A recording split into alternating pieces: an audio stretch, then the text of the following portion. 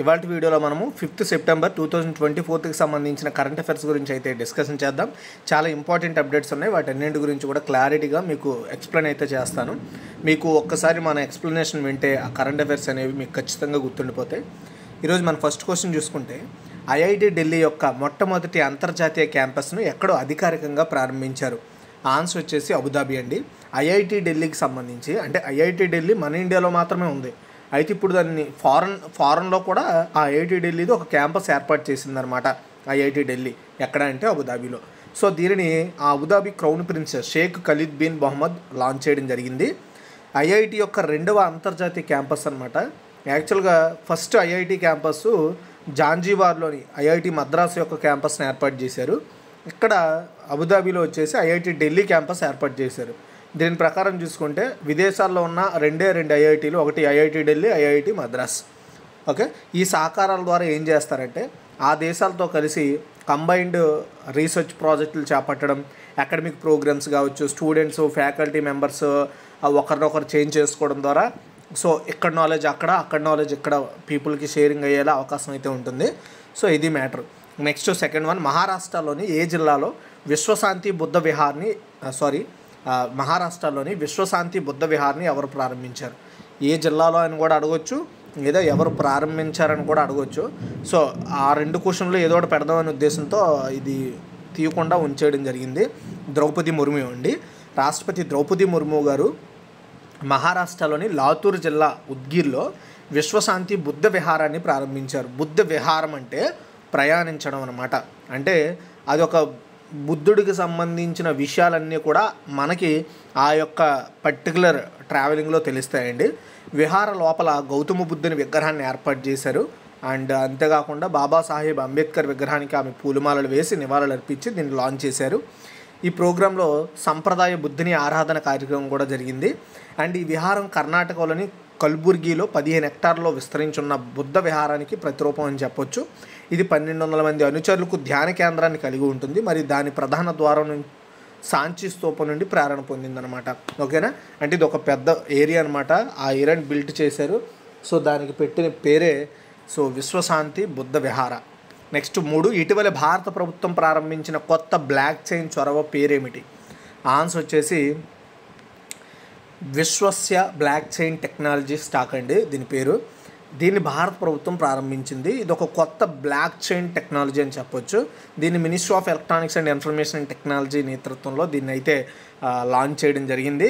So block chain టెక్నాలజీని ఇంకొంత పటిష్టం చేయడం కోసం, దాని ద్వారా పీపుల్కి ఈజీ యాక్సెస్ ఇవ్వడం కోసం ఈ బ్లాక్ చైన్ టెక్నాలజీ అనేది ఈ టెక్నాలజీ ఏంటంటే ఒక టైప్ ఆఫ్ సర్వర్ లాంటిది అనమాట.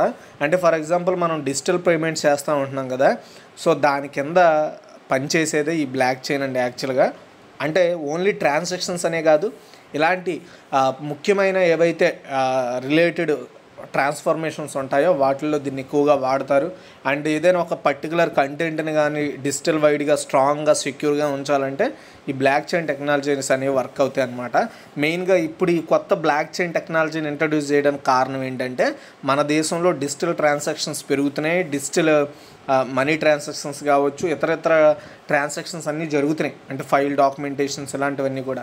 వీటన్నింటిని మరింత స్ట్రాంగ్ చేయడం కోసం ఈ పర్టికులర్గా దీన్ని అయితే లాంచ్ చేశారు. దీనిని నేషనల్ బ్లాక్ చైన్ ఫ్రేమ్వర్క్లో భాగంగా డిజైన్ చేయడం జరిగిందనమాట. ఈ నేషనల్ బ్లాక్ చైన్ ఫ్రేమ్వర్క్ అనేది 2021లో మోదీ గారు అయితే లాంచ్ చేయడం జరిగిందండి. Next 4th one, Biplab Sharma commission ఏ రాష్ట్రానికి సంబంధించింది అంటే అస్సాం అండి. So justice retired Biplab Sharma commission చేసిన 67 సిఫార్సుల్లో 57 సిఫార్సుల అమలుకు అస్సాం క్యాబినెట్ ఆమోదం తెలిపింది. సో అస్సాం ఒప్పందంలోని క్లాస్ 6ని అమలు చేయడానికి హోం వ్యవహారాల మంత్రిత్వ శాఖ ఈ కమిషన్ని ఏర్పాటు చేయడం జరిగిందండి. అస్సాం ఒప్పందం ఏంటనేది ఒకసారి మనము ఇక్కడ గమనిద్దాం, గుర్తుపెట్టుకోండి. అస్సాంలోకి అక్రమ వలసలపై సుదీర్ఘ నిరసనల తరువాత 1985లో అస్సాం ఒప్పందం కుదిరింది. మార్చి 24, 1971 తరువాత అస్సాంకు వచ్చిన విదేశీయులందరినీ వారి మతంతో సంబంధం లేకుండా బహిష్కరించాలని ఒప్పందం చెబుతోంది. అర్థమైందా మీకు? సో అస్సాంకి వలస వచ్చిన విదేశీయులని బహిష్కరించాలని ఆ ఒప్పందం ఉద్దేశం, అప్పుడు జరిగిన ఒప్పందం. ఓకేనా? ఒప్పందంలో క్లాస్ 6 అస్సాం ప్రజలకు రాజ్యాంగ, శాసన మరియు పరిపాలనాపరమైన రక్షణలకు అందించడం ద్వారా వారి హక్కులు, గుర్తింపును పరిరక్షించడంపై దృష్టి పెడుతుందన్నమాట. అంటే ఎవరో బయట నుండి వచ్చి ఎక్కడ అధికారం చెలాయించడం కాకుండా అంటే అలాంటి వాటిని కంట్రోల్ చేయడమే ఆ ఒప్పంద ప్రధాన ఉద్దేశం అన్నమాట. జస్టిస్ బిప్లబ్ కుమార్ శర్మ నేతృత్వంలో బిప్లబ్ శర్మ కమిషన్ క్లాస్ 6ని అమలు చేయడానికి సంబంధించిన విషయాల మీద కొన్ని సూచనలు, సలహాలు ఇచ్చింది. వాటిని అప్రూవ్ చేసిన తర్వాత దాన్ని కేంద్ర ప్రభుత్వం అప్రూవ్ చేయాల్సి ఉంటుంది. అప్రూవ్ అయిన తర్వాత ఇన్ కేసు అలాంటి వాళ్ళు ఎవరైనా ఉంటే అక్కడి నుండి బహిష్కరిస్తారు. అది కూడా కొన్ని ప్రాంతాల్లో మాత్రమే ఈ బహిష్కరణ అనేది జరుగుతుందని మనం గుర్తుపెట్టుకోవాలి. Okay, so next 5th one, submarine rescue కోఆపరేషన్పై భారతదేశం ఏ దేశంతో ఒప్పందం కుదుర్చుకుంది అంటే దక్షిణాఫ్రికా అండి. భారతదేశము మరియు దక్షిణాఫ్రికా నౌకాదళాలు సబ్మెరైన్ రెస్క్యూ పోర్ట్ను మెరుగుపరిచేందుకు ఒక ఒప్పందాన్ని చేసుకున్నాయి. ఈ ఒప్పందం ద్వారా ఈ సబ్మెరైన్ రిలేటెడ్ ఏవైతే రెస్క్యూ ఆపరేషన్స్ ఉంటాయో అలాంటి వాటిల్లో 2 దేశాలు ఒకదానికొకటి సహాయం చేసుకుంటాయి. ఆ ఒక్కటి గుర్తుపెట్టుకోండి. అయితే ఈ సహాయానికి దక్షిణాఫ్రికా ముందుకు రావడానికి గల కారణం ఏంటి అంటే జలాంతర్గామి ప్రమాదాలు లైక్ సెప్టెంబర్ 2023లో దక్షిణాఫ్రికా నౌకాదళ సభ్యులు 3 జలాంతర్గామి SAS దాంట్లోకి సంబంధించి ప్రమాదంలో చనిపోయారనమాట. సో అలాంటివి జరిగినప్పుడు ఇతర దేశాలకు సంబంధించిన ఈ రెస్క్యూ ఆపరేషన్స్ టీమ్స్తో టైఅప్ ఉండడం ద్వారా రెస్క్యూ ఆపరేషన్స్ ఈజీ అవుతాయి, ఫాస్ట్ అవుతాయి అండ్ సెక్యూర్ అవుతాయి అనమాట. సో అలాంటి టైఅప్స్కి India is the one of the best అనే ఆలోచనతో మనతో వాళ్ళైతే ఒప్పందాలు కుదుర్చుకోవడం జరిగింది. నెక్స్ట్ 6, గణాంకాలు మరియు కార్యక్రమ అమలు మంత్రిత్వ శాఖ ప్రకారము అత్యంత వేగంగా అభివృద్ధి చెందుతున్న 3 పెద్ద రాష్ట్రాలు ఏవి? ఆన్స్ వచ్చేసి తెలంగాణ, తమిళనాడు, రాజస్థాన్. ఇది మీరు గుర్తుపెట్టుకోవాలి. మీరు క్వశ్చన్ని ఒక విధంగా ఏంటంటే మనకి ఈ రిపోర్ట్లో 2 విధాలుగా ఇచ్చారు. ఒకటి ఫైనాన్షియల్ స్టేటస్, ఇంకోటి వచ్చేసి డెవలప్మెంట్ స్టేటస్. అయితే ఇక్కడ నేను చెప్పింది ఏంటో మీకు క్లారిటీగా చెప్తాను. తెలంగాణ, తమిళనాడు, రాజస్థాన్లో మన ఇండియాలోనే అత్యంత స్పీడ్గా డెవలప్ అవుతున్న లార్జెస్ట్ స్టేట్స్ అనమాట. అంటే పెద్ద రాష్ట్రాల్లో టాప్లో ఉన్నాయి ఇవి. సో ఈ రాష్ట్రాల జాతీయ సగటు జీడిపి వృద్ధి రేటు 8.2% అని, అంటే దాన్ని అధిగమించిందనమాట. అంటే 9 పాయింట్స్ దాటి వెళ్ళింది. దేశం యొక్క మొత్తం ఆర్థిక వృద్ధి కంటే వారి యొక్క ఆర్థిక వృద్ధి బెటర్గా ఉందని అర్థం. సో తెలంగాణ చూసుకుంటే ఆర్థిక వృద్ధి 9.2% వృద్ధి చెంది 7.9 లక్షల కోట్ల స్థూల రాష్ట్ర దేశీయ ఉత్పత్తి, దీన్నే GSDP అంటారు. అంటే GSDPలో ఈ 3 రాష్ట్రాలు బెస్ట్ పర్ఫార్మెన్స్ చేస్తున్నాయి. అర్థమైందా? స్థూల రాష్ట్ర దేశీయ ఉత్పత్తి అని అర్థం. అంటే రాష్ట్రం నుండి వస్తున్న ఉత్పత్తి, దేశానికి సంబంధించి రాష్ట్రం నుండి వస్తున్న ఉత్పత్తుల్లో తెలంగాణ టాప్లో ఉందని మనం గుర్తుపెట్టుకోవాలి. సో తర్వాత వచ్చేసి తమిళనాడు ఉండడం జరిగిందండి. తమిళనాడు వచ్చేసి 8.2% వృద్ధిలో ఉంది. రాజస్థాన్ వచ్చేసి 3rd ఉంది 8%తో. ఓకేనా? అది అయితే ఈ రాష్ట్రాల్లో ఆర్థిక వృద్ధిని నడిపించడంలో ఎక్కువగా సేవల రంగం కీలకంగా చెప్పొచ్చు. సర్వీసెస్ అంటే ఇప్పుడు లైక్ అమెజాన్లో ఆర్డర్ పెట్టినప్పుడు మనకి ఎలా సర్వీస్ అందిస్తున్నారు, లేదంటే ఊబర్, ఓలా ఇలాంటి సర్వీసెస్. నెక్స్ట్ పర్టికులర్గా ఇప్పుడు సాఫ్ట్వేర్ సొల్యూషన్స్, ఇవన్నీ సర్వీసెసే. అంటే వాళ్ళు ఇంకొకరికి పని చేస్తూ వాళ్ళు డబ్బులు ఎర్న్ చేస్తున్నారు. ఇవన్నీ అలాంటివి అనమాట. వీటిల్లో బెటర్గా ఉన్నాయన్నమాట. ఓకేనా? అది అయితే GSDP అనేది ఒక రాష్ట్ర ఆర్థిక పనితీరుని కొలవడానికి వాడే ఒక మెజర్ అనమాట. అది గుర్తుపెట్టుకోండి. GDP అనేది దేశ యొక్క ఆర్థిక వ్యవస్థను కొలవడానికి వాడే ఒక measure. Next 7th one, national teachers awards 2024లో భాగంగా ఎంతమంది ఉపాధ్యాయులకు అవార్డులను ప్రదానం చేశారు? ఈ నేషనల్ టీచర్స్ అవార్డ్స్ని ఎవ్రీ ఇయర్ కూడా ప్రెసిడెంట్ గారు అయితే ప్రొవైడ్ చేస్తారు. ప్రెసిడెంట్ ద్రౌపది ముర్ము గారు 82 మందికి టీచర్స్కి ఈ నేషనల్ టీచర్ అవార్డ్స్ని అయితే అనౌన్స్ చేయడం జరిగింది. మనం అందరికీ తెలుసు ఎందుకు మనం టీచర్స్ డే సెలబ్రేట్ చేస్తామంటే డాక్టర్ సర్వేపల్లి రాధాకృష్ణన్ గారి బర్త్డే సందర్భంగా మనం ఈ డేని సెలబ్రేట్ చేసుకుంటాం. అయితే ఆయన బర్త్డే రోజు మనం ఎందుకు సెలబ్రేట్ చేసుకుంటాం అనేది ఎవరికైనా తెలిస్తే కామెంట్ చేయండి. ఓకే, ఈ అవార్డులు ఇవ్వడం వెనక ముఖ్య ఉద్దేశం ఏంటి అంటే ఎవరైతే టీచర్స్ ఉన్నారో వాళ్ళ యొక్క పనితీరుని ఇంకొంత బెటర్ చేయడం ద్వారా విద్యార్థుల జీవితాల్లో ఇంకొంత బెటర్మెంట్, డెవలప్మెంట్ తీసుకురావాలనే ఉద్దేశంతో ప్రోత్సహించడం కోసం ఈ అవార్డులు అయితే మనకి ఇవ్వడం జరుగుతుంది. Next 8, e governance conference 2024లో national e governance gold award ప్రకటించబడిన lab మిత్ర అనే కార్యక్రమాన్ని ఎక్కడ ప్రారంభించారు? సో ఇంతకుముందు ఆల్రెడీ నేను ఈ గవర్నెన్స్ కాన్ఫరెన్స్ అవార్డ్స్ గురించి ఆల్రెడీ చెప్పాను. అయితే మనకి ఎక్కడా కూడా ఒక దగ్గర ఇన్ఫర్మేషన్ దొరకట్లా, అంటే ఎంతమందికి ఆ రోజు ఇచ్చారనే ఇన్ఫర్మేషన్ దొరకలేదు. అందుకే ఆ పార్ట్గా తీసుకుంటున్న ఇన్ఫర్మేషన్స్ని నేను ఒక్కొక్క రోజు అయితే ఇస్తున్నాను, ఎందుకంటే ఈ ప్రోగ్రామ్ జరిగి ఆల్రెడీ 3 days అయింది కాబట్టి.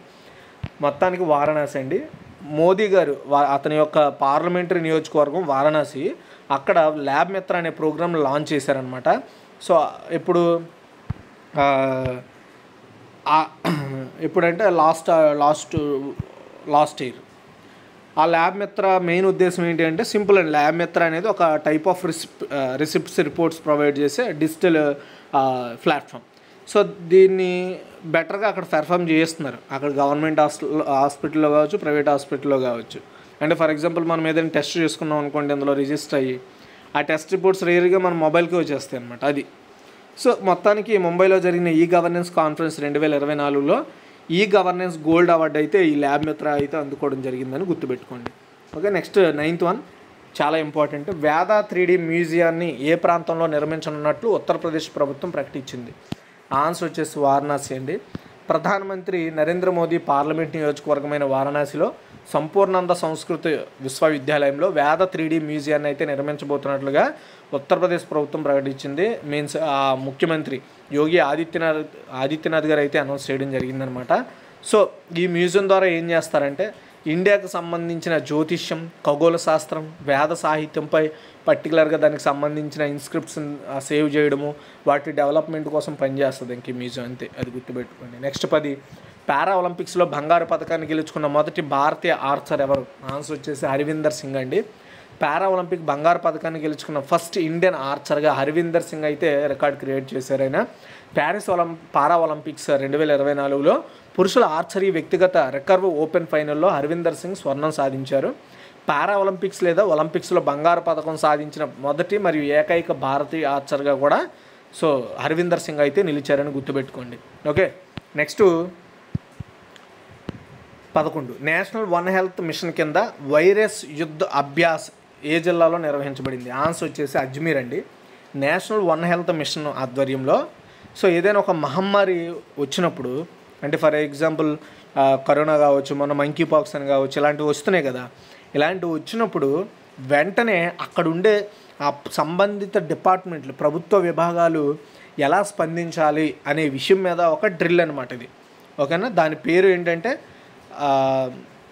హిందీలో విషాణు యుద్ధ అభ్యాస్, అంటే వైరస్ యుద్ధ వ్యాయామం అనమాట. ఓకేనా, ఈ పర్టికులర్ పేరుతో ఒక మాక్ డ్రిల్ని నిర్వహించడం జరిగింది.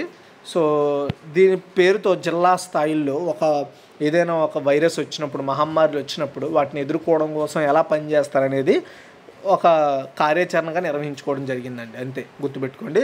సో ఇది ఓన్లీ మనుషులకే కాదు, మనుషుల ఆరోగ్యం కావచ్చు, పశువులకు సంబంధించి, వన్యప్రాణులకు సంబంధించి అన్ని రంగాల్లో వాటికి తీసుకోవాల్సిన చర్యల మీద ఈ మాక్ డ్రిల్ అయితే నిర్వహించారు.